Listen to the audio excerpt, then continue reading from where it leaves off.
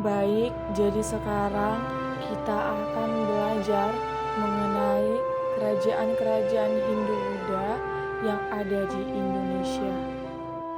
Oke, jadi sebelumnya, apakah anak didik semua mengetahui kerajaan-kerajaan apa sajakah yang bercorak Hindu-Buddha yang ada di Indonesia?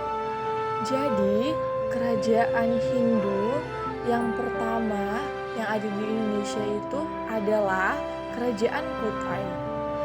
Di mana Kerajaan Kutai ini adalah sebuah kerajaan Hindu tertua di Indonesia yang didirikan oleh Kudungga pada abad keempat Masehi di wilayah Muara Kaman, Kalimantan Timur.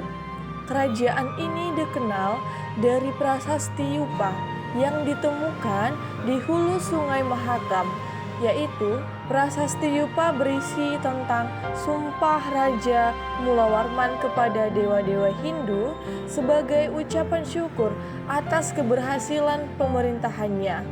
Kerajaan Kutai berlangsung hingga abad ke-17 Masehi, meskipun mengalami pasang surut dan pergantian dinasti. Kerajaan Hindu-Buddha yang kedua adalah Kerajaan Tarumanegara.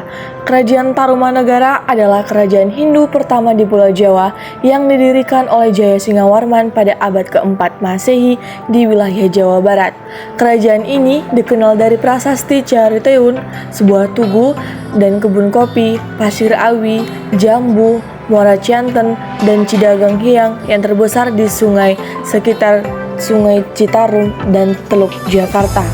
Prasasti-prasasti ini berisi tentang silsilah raja-raja Tarumanegara, daerah-daerah yang dikuasai, dan pekerjaan-pekerjaan umum yang dilakukan. Raja terkenal dari kerajaan Tarumanegara adalah Purnawarman yang berhasil memperluas wilayahnya hingga ke Lampung dan Banten. Kerajaan Tarumanegara runtuh pada abad ke-7 Masehi akibat dari serangan kerajaan Sriwijaya. Kerajaan yang ketiga adalah Kerajaan Kalingga, yang dimana Kerajaan Kalingga adalah kerajaan Hindu-Buddha yang didirikan oleh Prabu Wasumurti pada abad ke-6 Masehi di wilayah Jepara, Jawa Tengah. Kerajaan ini dikenal dari prasasti Tukmas dan naskah Pararaton.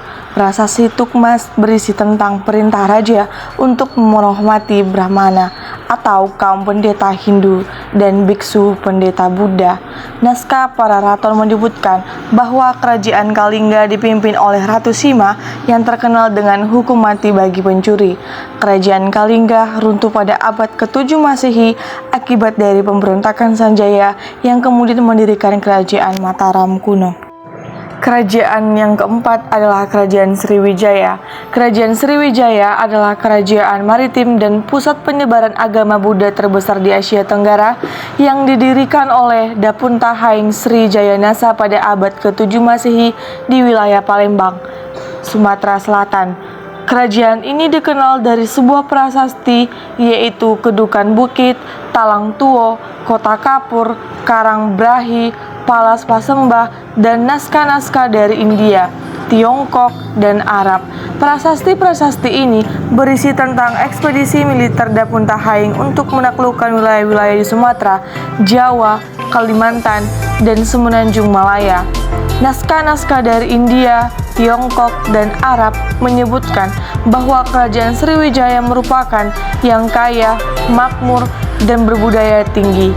Raja terkenal dari Kerajaan Sriwijaya adalah Balaputra Dewa yang berhasil mempertahankan kerajaannya dari serangan Kerajaan Mataram kuno. Kerajaan Sriwijaya runtuh pada abad ke-14 Masehi akibat serangan dari Kerajaan Majapahit dan Kerajaan Singosari. Yang kelima adalah Kerajaan Mataram kuno. Kerajaan Mataram kuno atau Mataram Hindu adalah kerajaan Hindu-Buddha di Indonesia yang dikenal dengan sebutan Kerajaan Medang. Kerajaan ini didirikan oleh Sanjaya pada abad ke-8 Masehi di wilayah Jawa Timur dan Jawa Tengah.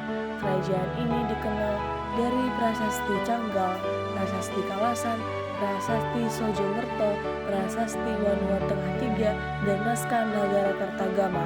Prasasti-prasasti ini berisi tentang silsilah raja-raja Mataram kuno.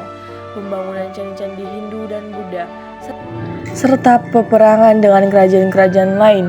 Naskah Negara Kartagama menyebutkan bahwa Kerajaan Mataram kuno merupakan leluhur dari Kerajaan Majapahit. Raja terkenal dari Kerajaan Mataram kuno adalah Samaratungga yang memerintahkan pembangunan Candi Borobudur sebagai monumen Buddha terbesar di dunia.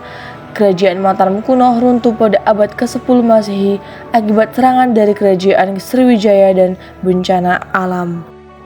Yang keenam adalah Kerajaan Singosari. Kerajaan Singosari adalah kerajaan Hindu-Buddha yang didirikan oleh Ken Arok pada abad ke-13 Masehi di wilayah Jawa Timur.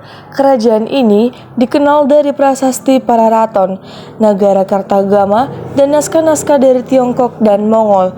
Prasasti Pararaton berisi tentang kisah hidup Ken Arok yang membunuh Tunggal Ametung untuk merebut istri dan tahtanya. Prasasti Negara Kartagama menyebutkan bahwa Kerajaan Singosari merupakan cikal bakal dari Kerajaan Majapahit.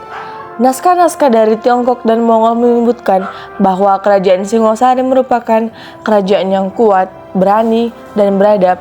Raja terkenal dari Kerajaan Singosari adalah Kartanegara yang berhasil menaklukkan Kerajaan Sriwijaya dan mengirimkan ekspedisi Pamalayu ke Sumatera.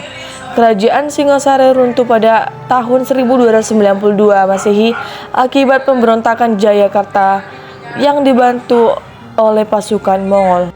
Dan kerajaan yang terakhir, kerajaan yang ketujuh adalah Kerajaan Majapahit. Kerajaan Majapahit adalah kerajaan Hindu-Buddha terbesar dan terakhir di Indonesia yang didirikan oleh Raden Wijaya pada tahun 1293 Masehi di wilayah Jawa Timur. Kerajaan ini dikenal dari prasasti Pararaton, Negara Kartagama, Sutasoma, Arjuna Wiwaha, Kidung Harjawijaya, Kidung Sunda, dan naskah-naskah dari Tiongkok, Siam, Kamboja, dan Champa. Prasasti-prasasti ini berisi tentang silsilah raja-raja Majapahit, wilayah-wilayah yang dikuasai, upacara-upacara keagamaan, dan karya-karya sastra yang dibuat. Naskah-naskah dari Tiongkok, Siam, Kamboja, dan Champa menyebutkan bahwa Kerajaan Majapahit merupakan kerajaan yang berpengaruh, terhormat, dan disegani di Asia Tenggara. Raja terkenal dari Kerajaan Majapahit adalah Hayam Wuruk yang bersama dengan patihnya Gajah Mada berhasil mempersatukan Nusantara dalam konsep wawasan Nusantara melalui Sumpah Palapa. Kerajaan Majapahit runtuh pada abad ke-16 Masehi akibat serangan Kerajaan Demak dan perpecahan internal.